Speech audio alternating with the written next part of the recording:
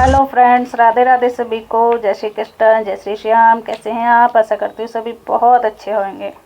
और भाई मैं तो पहुँच चुकी हूँ जम्मू। आप देख रहे हो ये जम्मू का नज़ारा। अभी फ़िलहाल मैं हूँ बस में और जम्मू से बस का सफ़र किया है कटरा तक के लिए।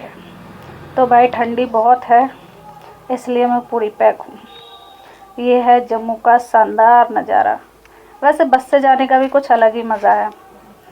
ट्रेन से जाओ उतना आनंद नहीं आता है जितना कि बस से जाने में आ रहा है। ऊंची नीची पहाड़ियाँ देखने को मिल रही है और बहुत ही सुंदर सा नज़ारा देखने को मिल रहा है। मैं बता नहीं सकती हूँ कि मुझे बहुत अच्छा लग रहा है। और एक बात तो ये भी है कि भाई 18 महीने के बाद माँ ने बुलाया है अपनी बेटी को अपने घर, तो इसलिए और भी ज़्यादा खुशी हो रही है मुझे। और बहुत ही अच्छा नज़ारा, बहुत ही ज़्यादा खुश थी मैं। और यहाँ पे आप सभी को दिख भी रहा होगा कि भवन हल्का हल्का दिखाई दे रहा है, तो मतलब बहुत ज़्यादा अच्छा लग रहा था मुझे जाने में। और थोड़ा हल्का फुल्का कोहरा भी था क्योंकि ठंडी का टाइम है। और ये आप देख सकते हैं कि ये भवन का मार्ग बिल्कुल साफ नज़र आ रहा है। जो छोटा छोटा वाइट वाइट दिख रहा है ना, ये भवन दिखाई पड़ रहा है। तो फ़िलहाल पहुंच ही चुके हैं कटरा में। कटरा में पहुंच चुके हैं और ये वीडियो है नेक्स्ट डे का। तो ये देखिए कटरा का नज़ारा कितना सुंदर लग रहा है ना। ये देखो ज़बरदस्त नज़ारा। चलिए भाई, जो लोग भी माँ वैष्णो देवी के दर्शन करने के लिए आना चाहते हैं वो वीडियो देख लेना, तब माता रानी बुलाएं तब आप आएँ। और फ़िलहाल रूम में रुकी थी कटरा में आने के बाद, और नहा धो के निकल पड़े हैं ऑटो का सफ़र करते हुए माता रानी के मेन गेट के लिए। अब यहाँ से हमारी यात्रा हो जाएगी प्रारंभ। अभी तो ऑटो वाले भैया लेके जा रहे हैं मेन गेट के लिए। हाँ, ये देखिए ये मॉर्निंग का नज़ारा है, बहुत ही सुंदर सा लग रहा था। लेकिन फ़िलहाल तो ऑटो ही नज़र आ रहा है और कुछ नज़र ही नहीं आ रहा।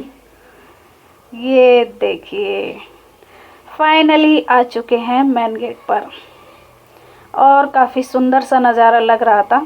ये देखिए सुबह सुबह का टाइम था 7 बजे।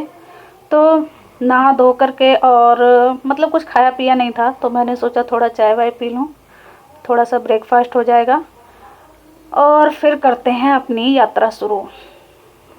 तो यहाँ पे कुछ इस तरीके का नज़ारा था और जो एलसीडी है वहाँ पे माता रानी की फ़ोटो वीडियो मतलब साफ़ आ रही थी।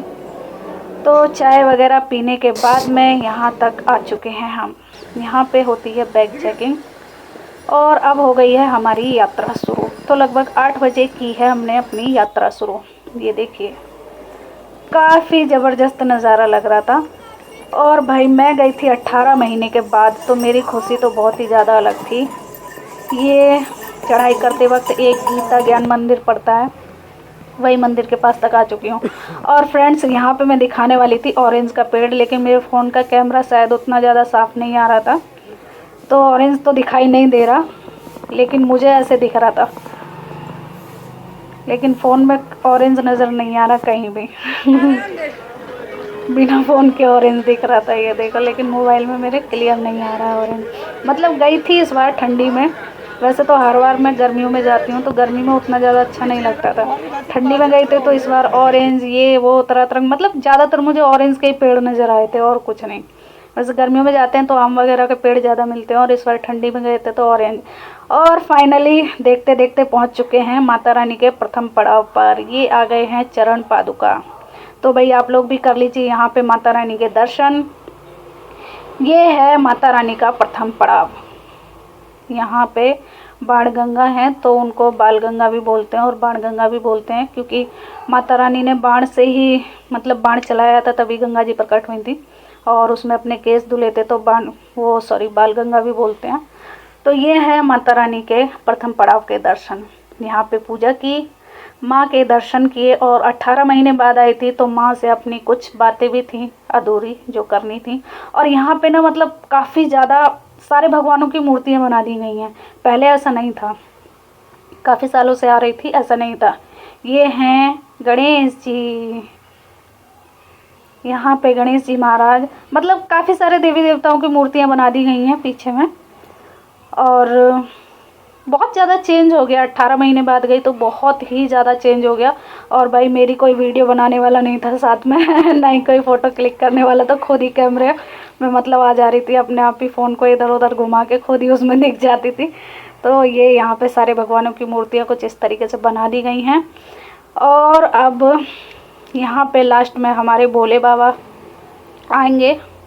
अच्छा, अभी तो यही फ़ोटो चल रही हैं। तो मतलब यहाँ पे क्या कहते हैं, गणेश भगवान की और जो माता रानी की 9 बहनें हैं ना, उनकी सबकी मूर्तियाँ हैं। और अब यहाँ पे भोले बाबा का जो उनकी जो फैमिली है वो हैं। और बस यहाँ पे चरण पादुका पे दर्शन किए, थोड़ी देर माता के चरणों में बैठना चाहिए तो थोड़ी देर विश्राम किया। उसके बाद में फिर से अपनी यात्रा प्रारंभ की। और पता है फ्रेंड्स, एक और नई बात हुई मेरे साथ में कि मतलब पहले जाते थे तो यात्रा पर्ची मिलती थी, और इस बार गए थे तो एक मतलब आई कार्ड टाइप का मिला था, जैसे कंपनियों में नहीं काम करने वालों को ऑफिस में बंदों का आई कार्ड होता है, उस तरीके से मिला था। तो उसको गले में पहन करके गए थे।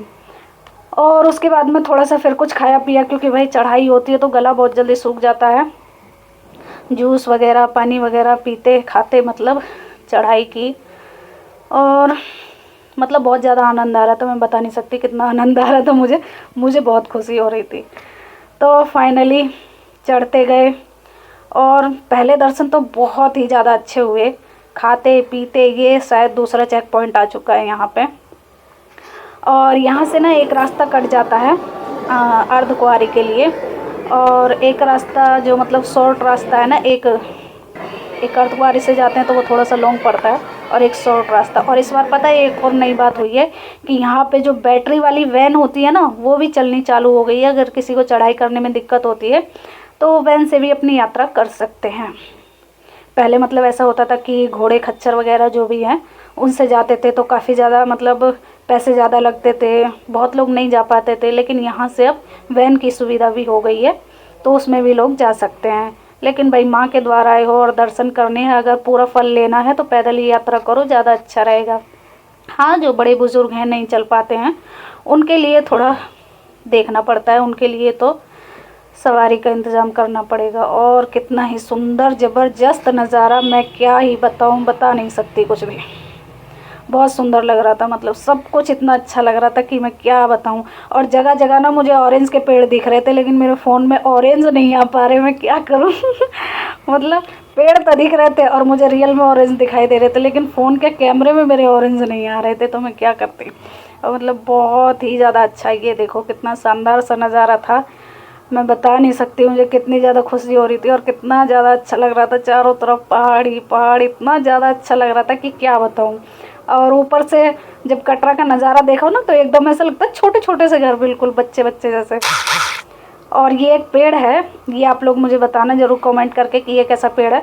कुछ लोगों का मानना है कि जैसे माचिस की तिल्ली बनती है ना जिस पेड़ से, ये वो वाला पेड़ है। तो मुझे इन सब चीज़ों की जानकारी नहीं थी, मुझे नहीं पता, आप लोग बताना अगर इसी पेड़ की बनती है तो। बाकी यहाँ का नज़ारा तो काफ़ी ज़्यादा ज़बरदस्त लग रहा था मुझे, क्या ही बताऊँ। ये देखो क्या शानदार शानदार पहाड़, कितना अच्छा। और यहाँ पे ना फ्रेंड्स पत्थर गिर रहे थे बहुत ज़्यादा, तो किसी को मतलब रुकने नहीं दिया जा रहा था, बोल रहे थे भाई बहुत जल्दी चलो। और यहाँ पे लंगूर देवता के दर्शन हो गए, हनुमान जी के। और ये देखना फ्रेंड्स, कुछ लोग इसको बोल रहे थे कि ये हिरन का बच्चा है, लेकिन आप बताना क्या ये हिरन का बच्चा है?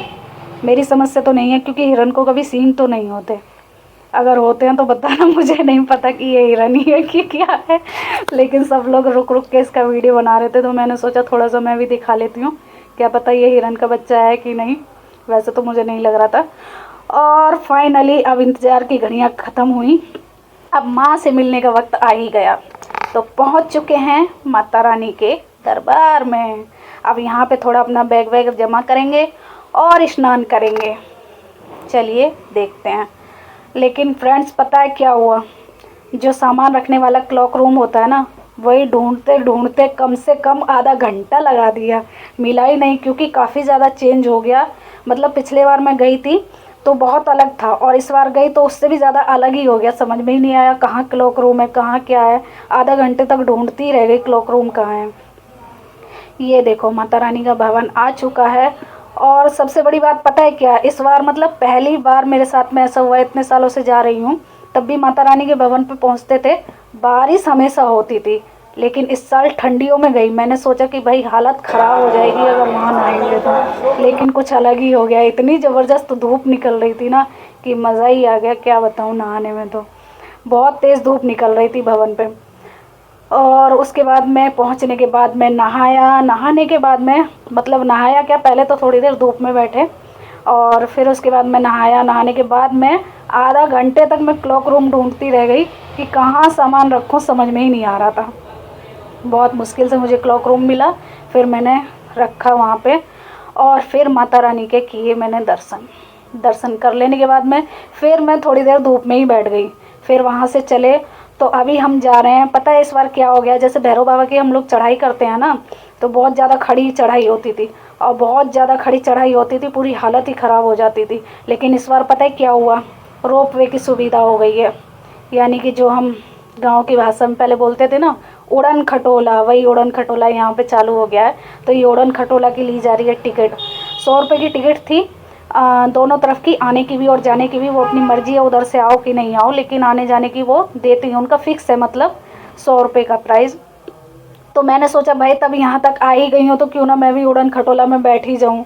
तो मैंने भी ली अपनी एक टिकट और मैं भी चल दी उड़न खटोला में। भाई उड़न खटोला में एक बार में 40 आदमी आ सकते हैं, लेकिन इतना ज़्यादा आनंद आ रहा था कि क्या बताऊँ। वो देखो ये उड़न खटोला जा रहा है, लेकिन उड़न खटोला की वीडियो बनाते वक्त मेरे फ़ोन की बैटरी डाउन हो गई पूरी, समझ में ही नहीं आया कि अब क्या करूँ। अपनी वाली वीडियो नहीं बना पाई, जो आ रहे थे और जा रहे थे रोप वे उनकी बना सकी थी बस।